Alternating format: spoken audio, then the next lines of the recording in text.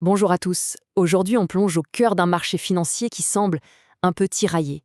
Les grands gagnants d'hier sont bousculés et de nouveaux acteurs entrent en scène. On assiste à une sorte de redistribution des cartes.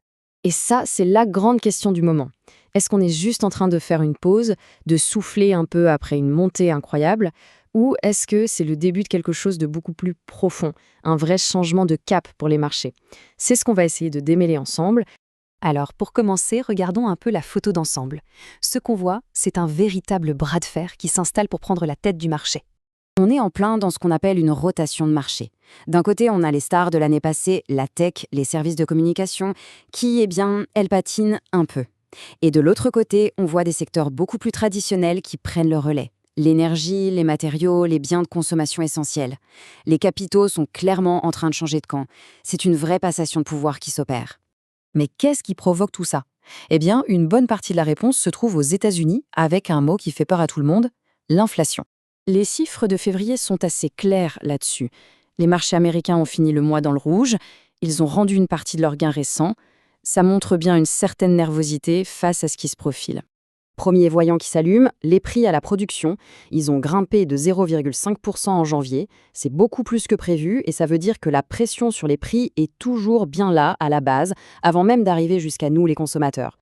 Et le deuxième signal est encore plus parlant. C'est cette envolée de 0,8% de l'inflation dans les services. C'est la plus grosse hausse mensuelle depuis un bon moment. Ce qui prouve que l'inflation, non seulement elle s'accroche, mais en plus elle touche un peu tout.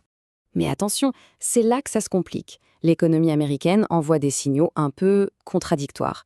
Les commandes à l'industrie reculent, la confiance des consommateurs est au point mort, mais en même temps, le marché du travail, lui, est solide comme un roc. Et pour ajouter au casse-tête, le taux des obligations à 10 ans a bien chuté, ce qui suggère une peur du ralentissement. Alors, comment on peut avoir une inflation forte et une peur du ralentissement en même temps? C'est ce paradoxe qui crée toute cette incertitude. En fait, une grosse partie de la tension vient de là, des géants de la tech, les fameux 7 magnifiques. Leurs bénéfices ont explosé, plus de 27% de croissance.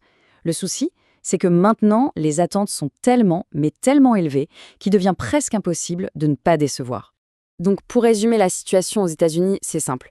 Ces chiffres d'inflation, ils viennent mettre le bazar dans le plan de la Réserve fédérale. Et ça force le marché à tout recalculer.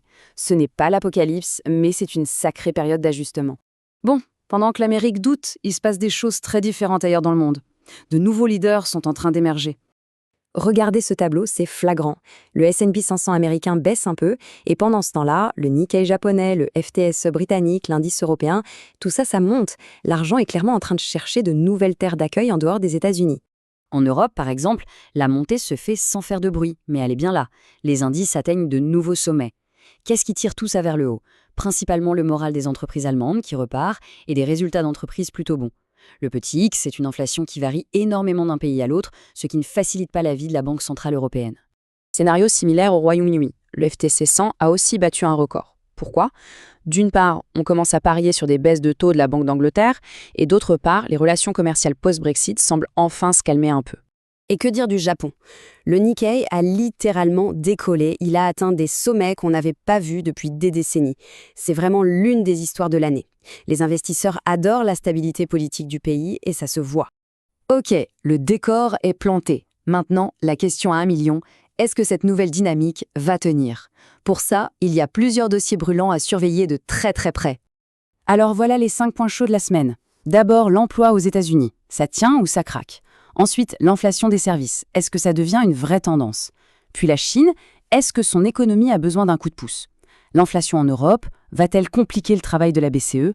Et enfin, attention au marché obligataire, est-ce qu'il pourrait tout faire tanguer? Chacun de ces points peut vraiment changer la donne. Et cette citation, elle résume tout. Les chiffres qu'on attend, ce ne sont pas juste des stats. Ils vont vraiment nous dire si on est dans une simple phase de consolidation ou si, au contraire, on est au tout début d'un nouveau chapitre pour les marchés en 2026. On se quitte donc avec cette question en tête. Le marché est à un carrefour. Est-ce que les anciens leaders de la tech vont revenir en force ou est-ce que cette rotation du pouvoir est là pour durer? La réponse est dans les jours qui viennent.